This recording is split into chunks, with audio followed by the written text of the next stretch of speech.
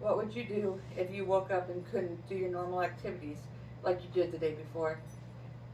ALS is a disease that commonly affects the nerve cells of the brain and spinal cord. Every 90 minutes, someone is diagnosed with ALS or someone dies from the disease. What would you do if you were told you only had a few more years left to live?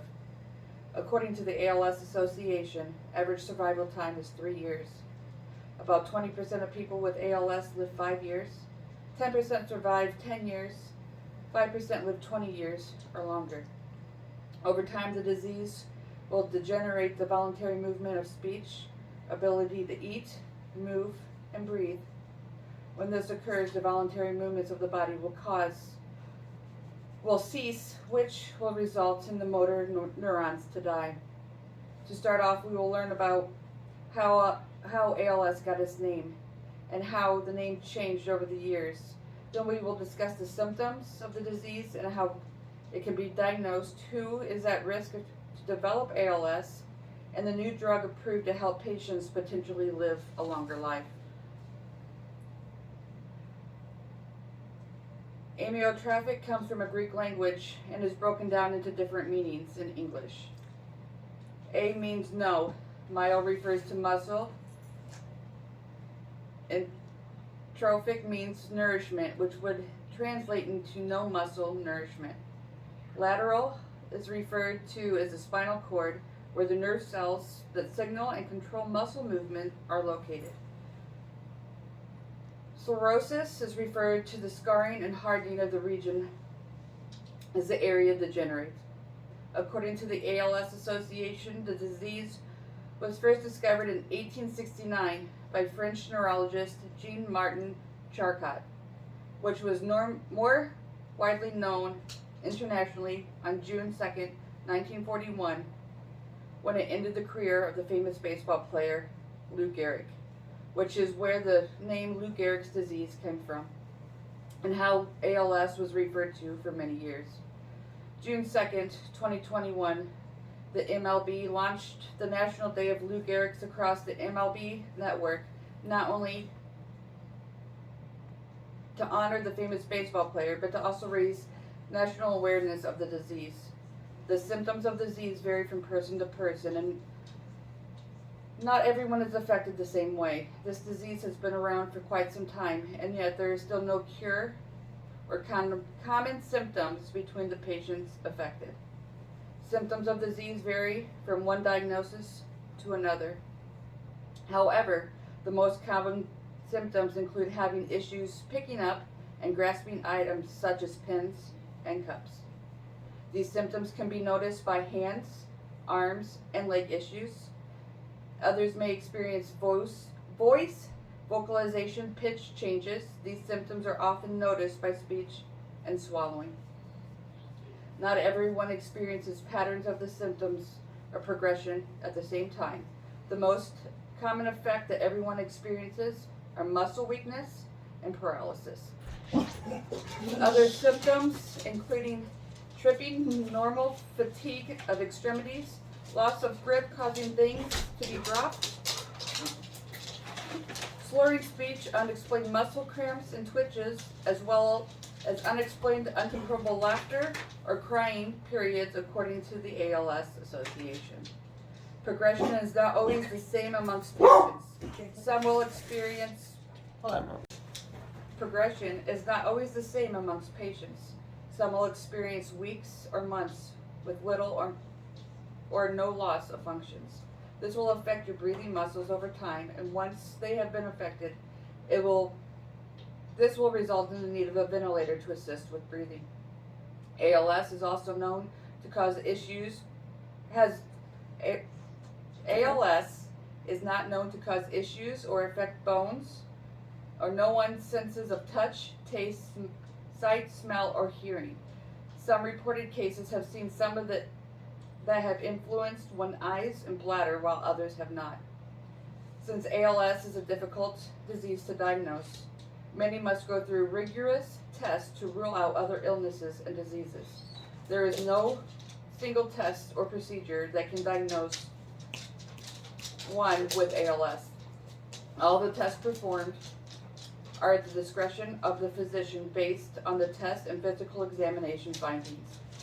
All of these tests are necessary since many of the diseases can mimic the symptoms of ALS, but are also treatable diseases. According to the ALS Association, there was a tool designed to help physicians diagnose the disease as early as possible. They state this tool is easy to use and help reduce the time to take the diagnosis of ALS and refer patients to ALS centers. It is stated that this tool can be considered a crucial tool to be used to help make this a livable disease by giving patients access to earlier, higher quality of therapy, supportive treatments, and multidisciplinary care to help those with ALS participate in clinical trials. This tool is provided to physicians and neurologists. This tool gives them a detailed list of key clinical features of the disease and provides information to help find the nearest ALS multidisciplinary clinics based on zip codes.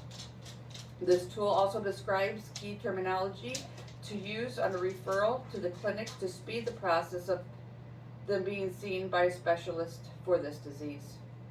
There are two main types of ALS. The two ways that one will develop this disease.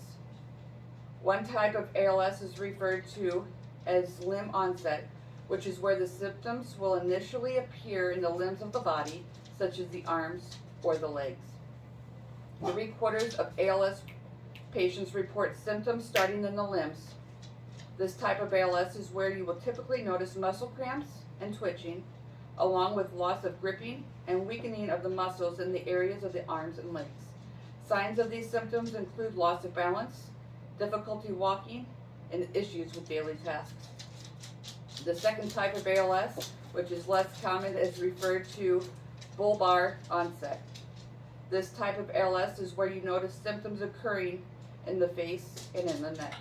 These symptoms can include slurred speech, difficulty chewing and swallowing, excessive choking, and weakness or twitching in the muscles of the face, jaw, and voice box, which decreases the range of loudness in your voice.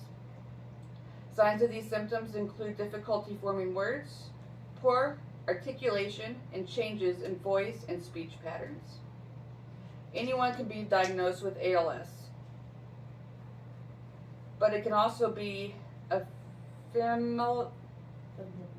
familial gene and veterans. Many people who develop ALS are between the ages of 40 and 70, with the average age of diagnosis being 55.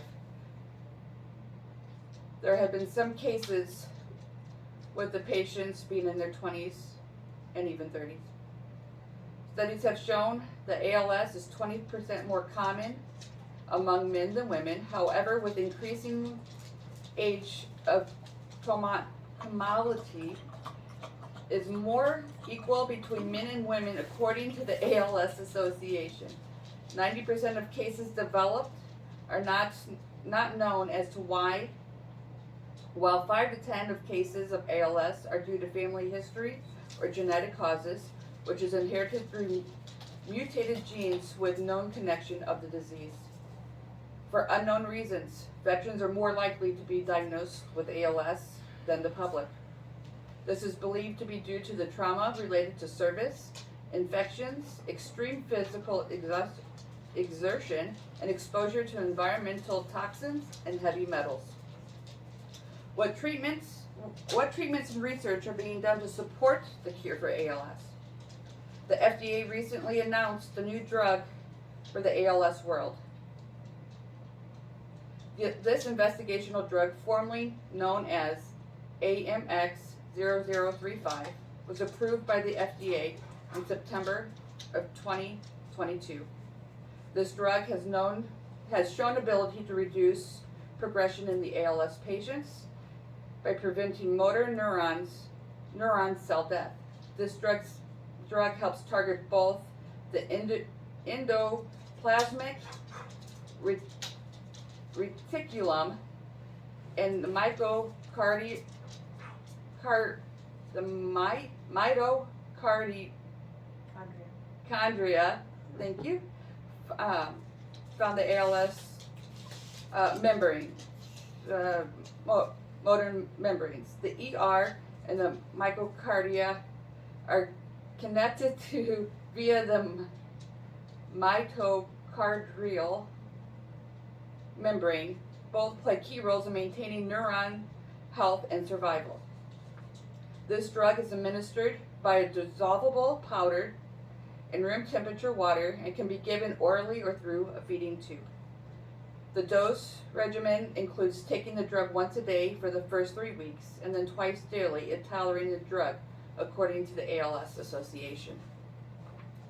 The trial of this drug involved 137 ALS patients within 25 medical centers throughout the Northeast. ALS Niels. June 2017 through September 2019, during the trial, it was found that the drug was well tolerated and there was no major concerns or side effects other than the occasional gastrointestinal issues, such as diarrhea. This group was referred to as the Central.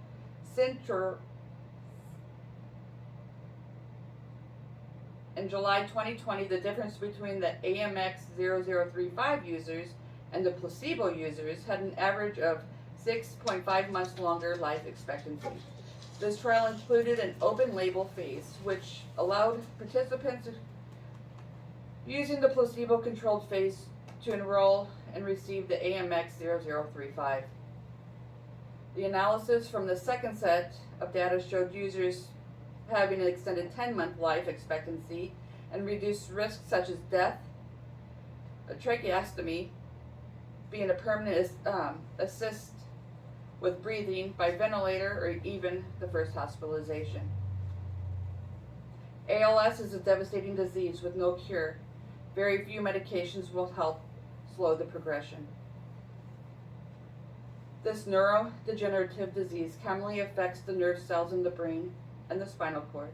There are very few approved drugs and treatment options available to the sufferers of this disease. With the researchers putting together more information on the disease, such as the ACT support system, shouldn't we have a better outcome or understanding of this disease? There is still more information to be found and other drugs to be created to help with this disease. The fight for adequate treatment for ALS does not end here.